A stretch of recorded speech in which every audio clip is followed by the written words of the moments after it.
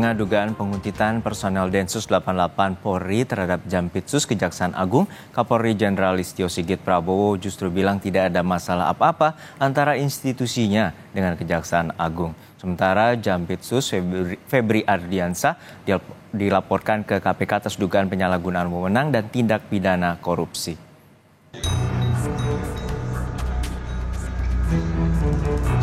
Di tengah dugaan penguntitan personil Densus 88 Polri terhadap Jampitsus Kejaksaan Agung, Kapolri Jenderal Listio Sigit Prabowo bertemu dengan Jaksa Agung ST Burhanuddin di Istana Negara.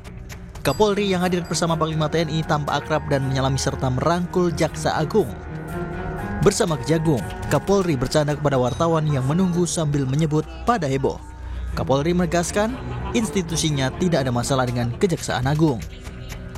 Kan dengan Pak JA kan sudah sama-sama menyampaikan nggak ada masalah. Tapi ada langkah tindak lanjut atau arahan dari Presiden seperti apa, Pak? Khusus mungkin Pak, memang nggak ada masalah apa-apa juga.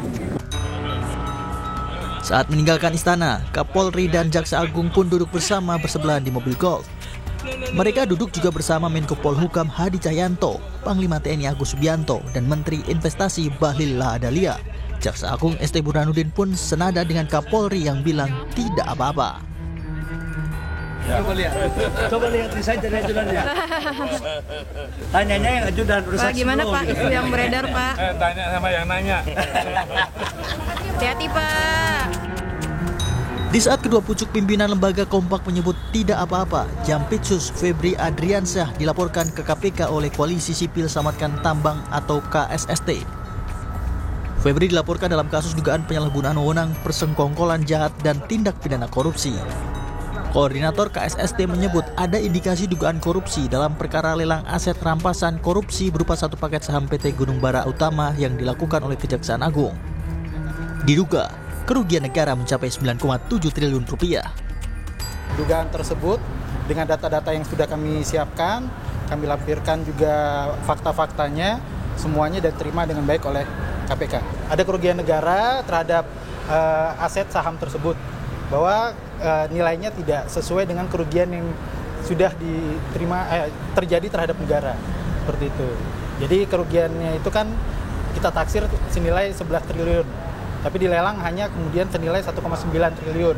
Berarti ada indikasi kerugian 9 triliun. Sebelumnya ramai jadi sorotan Jaksa Agung Muda Pidana Khusus Febri Ardiansah diduga diintai oleh anggota Densus 88 Polri di salah satu restoran di wilayah Cipete, Jakarta Selatan. Ini adalah video anggota Densus 88 dimintai keterangan setelah tertangkap basah mengintai Jampitsus Kejagung Febri Ardiansah saat berkunjung ke restoran di wilayah Cipete, Jakarta Selatan.